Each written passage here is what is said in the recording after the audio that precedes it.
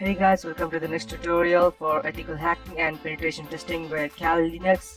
So before I proceed today, what I would be teaching is footprinting and reconnaissance. So before I go ahead deep into what it exactly is, before I go ahead more into letting you know how we can go ahead and use Kali Linux for penetration testing or hacking into some random stuff, teach you how we need to first go ahead with that. So there are a few layers of hacking that you need to know before you can go and hack into any kind of stuff. Let's say it may be a PC or laptop or cell phone PDA or in any company server or anything. So there are a layer of things that you need to know. You need to follow these specific protocols before you can get into deep hacking. So today I would be teaching you, and as you can see over here that we have lots of stuff over here. When you check Kali Linux, we have n number of security tools. So you might be wondering what is information gathering, vulnerability analysis, web application password attacks, and many more. So I would first go ahead and teach you the different layers of ethical hacking today. So let's open the web browser and go ahead and check. I have some or the other real. Let's check years of ethical hacking. There are a few things that you need to know before you can proceed into detailed stuff. So I would be teaching you that today. The first thing that we would be needing would be to know that, okay, the first thing is that we need to go ahead and gather the information. And then we need to go ahead and know whom we are attacking, what are the different layers for that. That means what are the countermeasures that they can go ahead and take against us. So these are the few things that I would be teaching you today. So let me check. Okay, I think that it's checking the layers of OSI, such steps of ethical hacking. Perfect. Okay, so these are the things which we'll go through once we go in detail related to ethical hacking. The first that we will be looking today would be the footprinting, OS, NS lookup search engines, and social networking sites. After that, scanning and enumeration. There are computer ports, which ports are open, which ports are not, and what would be the application services. Then Trojans and backdoors, viruses, and then finally the hacking and exploitation. That would be the buffer overflow, spoofing, or different types of attacks, which includes even DDoS, which is not over here as of now. But yeah, these are things I would be teaching you. So let's take a first look at footprinting. So I'll just go ahead and show you. Let's go ahead and take a look at what are the footprinting tools we have, and after that I will explain to you what is footprinting. So let's check. Okay, we should be okay here. As you can see, we have these information gathering tools are also known as footprinting tools. And as you can see that we have loads of things over here: service fingerprinting, routing analysis, OS fingerprinting as to gathering information about our related OS, and loads of other stuff. So let's first know what exactly footprinting terminology is. And what all things are included in that. So footprinting is just that we need to go ahead and gather information about specific people. Okay, let me check the updates.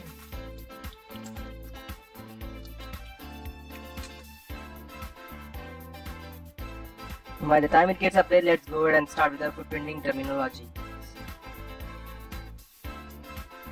Okay, so footprinting and reconnaissance is what we will be learning today. So what is footprinting? These are the several ways of gathering information about footprinting. So before we go deep into this concept, it is important to know the basic terminology used in footprinting. And these terms will help you understand the concept of footprinting and its structures. So open source or passive information gathering, that is the first one. So open source or passive information gathering, PIG, that's what I call. It is the easiest way to collect information about the target organization. It refers to the process of gathering information from open sources or publicly available sources such as newspapers, television, social networking sites like Facebook, Twitter, Orkut, or blogs, etc. And using these, you can gather information such as network boundaries as to where they are actually located, their geolocation, IP addresses, reachable via internet, operating systems, web servers which are used by the target network, TCP and UDP services in each system which are open and which are not, control mechanisms, system architectures, intrusion detection systems, and many more. So that is what is included in open source and passive information. After that, we have active information gathering. So in active information gathering, process attackers mainly focus on the employees of the target organization. Attackers try to extract information from the employees by conducting social engineering on the site visits or interviews or questionnaires, something similar to that. After that, we have anonymous footprinting. This refers to the process of collecting information from sources anonymously so that your efforts cannot be traced. And at this point of time, people normally use Tor browsers, which are mostly famous in anonymous web browsing.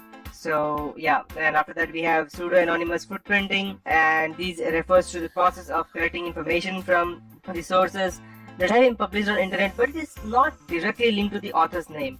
This information may be published under a different name, or the author may have a well-established pen name, you can say, means a random pseudonym, or the author may also be a corporate or government official, and he may be prohibited from posting under his or her original name.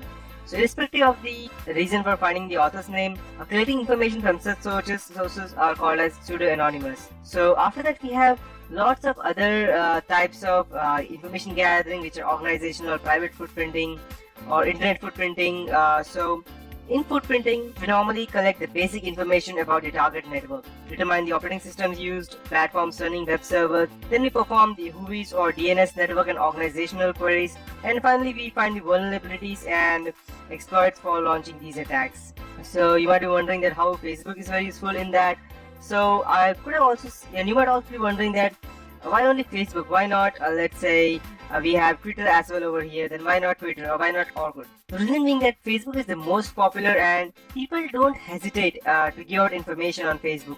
Let's say for example, and even if they don't want to give out information, they may just simply give out without even them knowing that. Let's say for example, you want to search a person on Facebook and you have find out his name, and if you want to go ahead and access his, let's say for example, Facebook profile, you want to hack into that, and when you go ahead and let's say you click forgot the password option, and then it will ask you what is the date of birth of the person. And just for an example, because that is a normal question that people keep. So you want to know the date of birth of that person.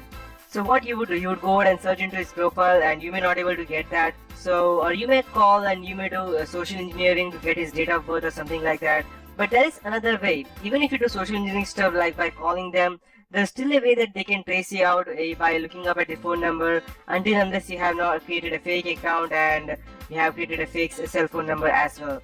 But that is getting into deep stuff, and it will also have different expenditures as to getting a phone, getting a cell phone, getting a SIM card, and then creating fake IDs to create this fake SIM card.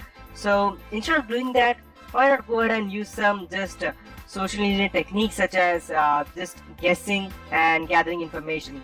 So the best part would be just go ahead and look up his, if you just want the, let's say, year of birth, just go ahead and look at his colleagues with whom he has taken pics. Let's say, for example, if, let's say for XYZ, the guy's name is, let's say, Mr. Smith, and he has another friend whose name is Mr. Adam, and they went to the same school, and they were in the same class and everything. So it's probably that he might be, let's say for example, Mr. Adams' age is 1989. So the Mr. Smith's age would probably be 1988 or 89 or 90. He won't be much bigger or lesser than that. So you can just go ahead and try all these options out, and you can get at the date of birth. So now you know how you can go ahead and gather such information just by looking at someone's Facebook profile. You don't even want to know who his friends are. Just by looking at his photos that he have uploaded, you can get lots of information. So in security research, Facebook is called as a treasure trove of personally identifiable information. A report by Imperva revealed that users' general information can often include date of birth, home addresses, and sometimes even the mother's maiden name, allowing hackers to access this and other websites and applications created by targeting spear phishing campaigns. In detail, a concept called friend mapping is also there, when an attacker can get further knowledge of a user's friend circle, having access their account and posing as a trusted friend. They may even cause some mayhem or damage, and these can include transfer of funds and even extortion. So when asked why Facebook is so important to hackers, then the Imperva security senior strategist Noah Barsioff said that people also add work friends on Facebook. So a team leader, let's say for example, can be identified, and this can lead to corporate data being accessed. So you can go ahead and gather information, create fake accounts and gather information from them. So in most cases, even if Facebook's administrator rights can be accessed, although it is said that it requires more effort on the hacker's side and it is not prevalent, but it is a holy grail of attackers, as it provides a hacker with data of all the users and not just one user.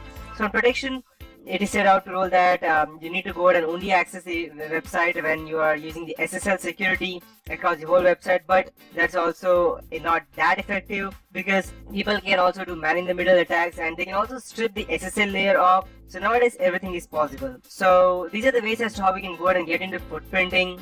Now, the next question that you would be asking is why footprinting. So I'll get deeper into that, but that would be it for this tutorial. In the next tutorial, I'll be getting into much more information about the ethical hacking and why it is considered as illegal hacking, and I'll help you more understand about the footprinting tools, their threats and their countermeasures.